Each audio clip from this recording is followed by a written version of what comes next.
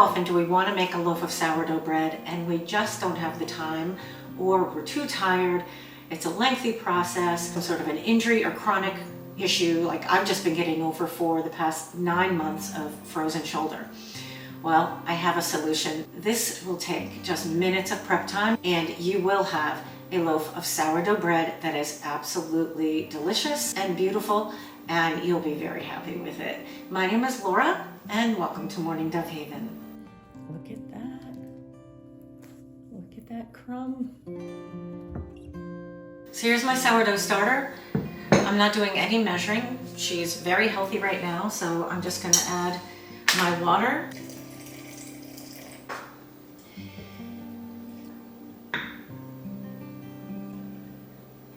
Once the starter is at its peak later on this evening, we'll measure out our starter and put it into a large mixing bowl. We'll go ahead and add the water and the flour and the salt. Mix that up and just do a couple of stretch and folds right there.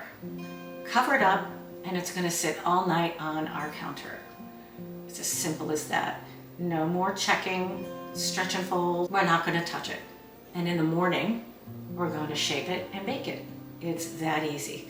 I know it seems like impossible for this to really work, but trust me, it does. And so you may not have this tremendous rise. You may not have the perfect crumb, but if you're not looking for any of that, but you want a beautiful, healthy, delicious loaf of fresh bread with minimal effort, this is the way to go. I'm going to take some of this and pour it into this other used jar. Okay, so there it is, and we'll see you tonight at about 10:30.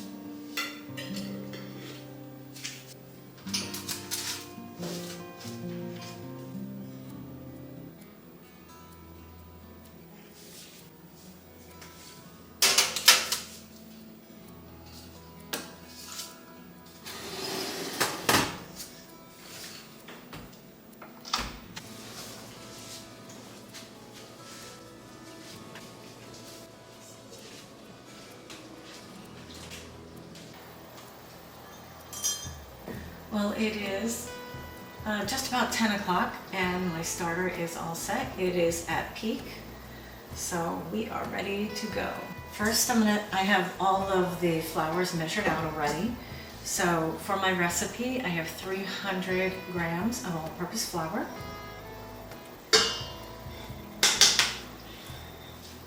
And then I have 150 grams of bread flour.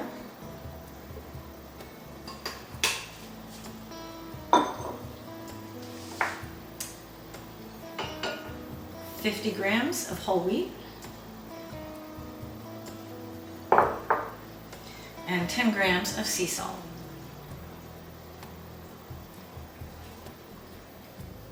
Now normally, I don't put the salt in with the flours. Usually it's just the water and the flours, and I let it all auto-lease for 30 minutes, but that's how easy this is.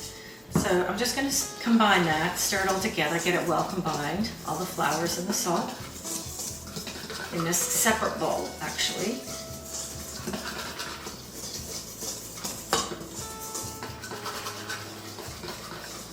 You can do it all in the same bowl. It's just that I wanted to mix the flours together, and this is metal, and I personally don't like having the dough sitting in a metal container for hours, even for bulk fermentation. So now I'm going to set that aside, and I have my bowl here for the water and starter to mix that up first.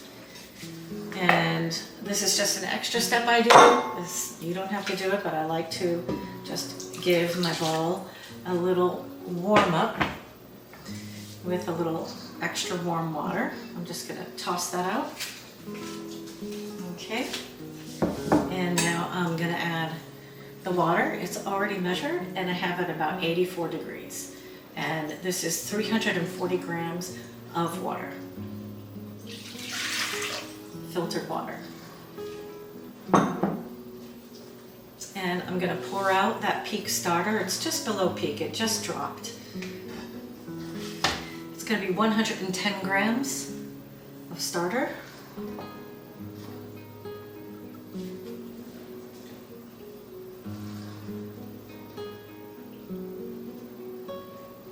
It's floating nicely. I'm at 97. Oops, a little over. That's okay. I like to use this whisk. It works fantastic. You can tell it's late at night. It works fantastic for mixing the starter really well with the water, kind of frothing it up a bit, aerating it.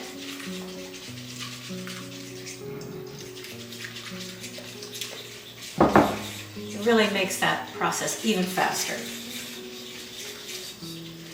And when we started, it was about 9:54.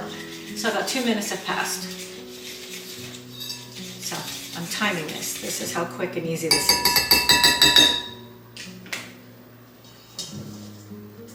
In go the flours.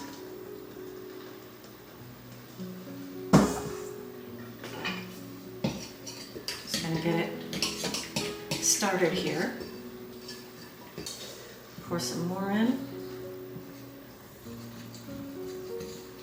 Now typically after the water and the flours have autolyse, like a normal recipe that I would do as far as, you know, involving the stretch and folds and bulk fermentation time.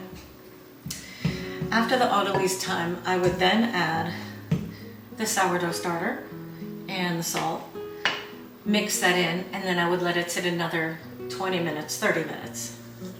So we're removing a lot of time of having to tend to your dough.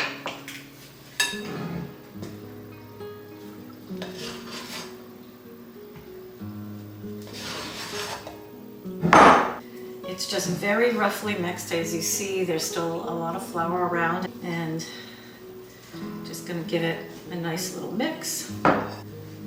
Incorporate it in there. Okay, it's very sticky, but at least most of the flour is absorbed, it seems.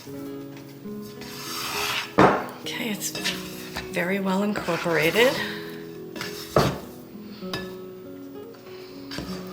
And I'm going to hold the dough down on one side and use the bowl scraper to just do a couple of stretch and folds. You could probably even skip this, but I did it last time and I had great results. We're gonna cover this and let this sit on the counter now overnight, and whatever time I wake up in the morning, I will just come out to it. I will see you in the morning.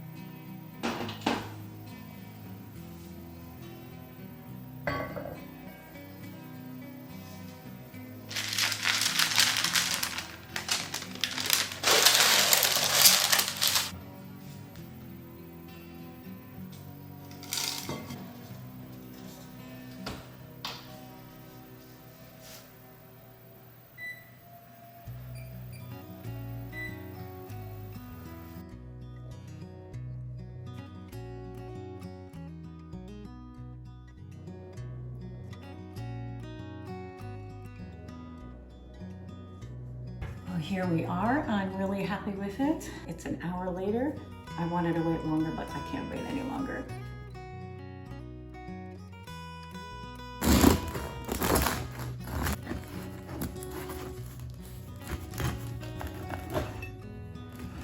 Oh, how nice. Look at that. Look at that crumb. With such little effort.